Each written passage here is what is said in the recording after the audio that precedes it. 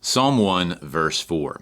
In the prior two videos on Psalm 1:3, we looked at the attributes of the righteous person. Now we're going to take a look at the opposite. Uk hutos hoi asebes, uk hutos, al ehos hachnus, han ekripe animas apoprasoputes geis.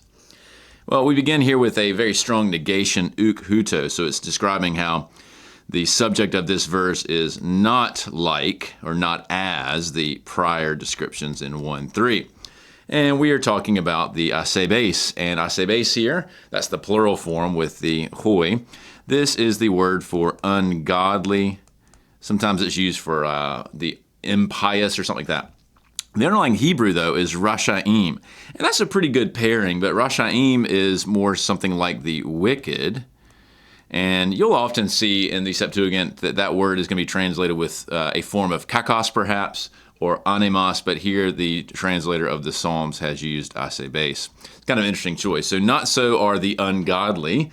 And then we have a repetition. I'm going to come back to this here in a minute. Uk hutos, not so. So they are not like this tree planted by streams of water. All another strong negation, but as hachnus. Chnus here is dust.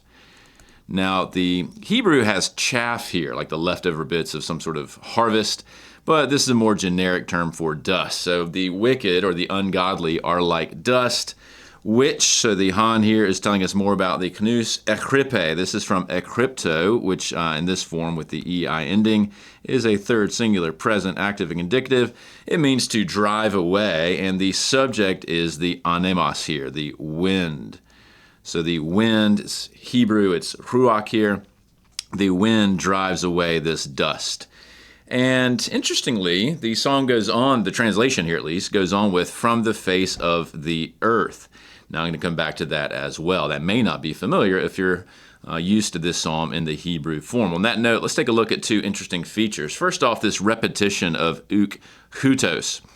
In the Masoretic, the Hebrew, you only have the initial locain, which is translated quite nicely with uk hutos here. It does not have the second one. The Vulgate, associated with Jerome here, which is, generally speaking, drawing on the Hebrew, though sometimes with Septuagint interference, also only has that initial one, non-sic, which in Latin is pretty much the same thing as uk hutos. However, the Gallican Psalter, which is sort of an initial form of a translation of the Psalter from mostly the Greek, actually does have the repetition, not non-sic, MPE, non-sic. A little daily dose of Latin there. You'll see that that actually corresponds to the uk hutos. So whatever the source is of Jerome here for this Latin initial translation, it does have it as the Old Greek with that repetition. However, some of the scribes of these manuscripts of the Latin do mark it here with the obelisk indicating that it's present in the Greek but not present in the original Hebrew that they are aware of in some way. And the same thing is basically true from apoprasoputes geis. That is also not in the Masoretic text, which is why it may not be familiar to you.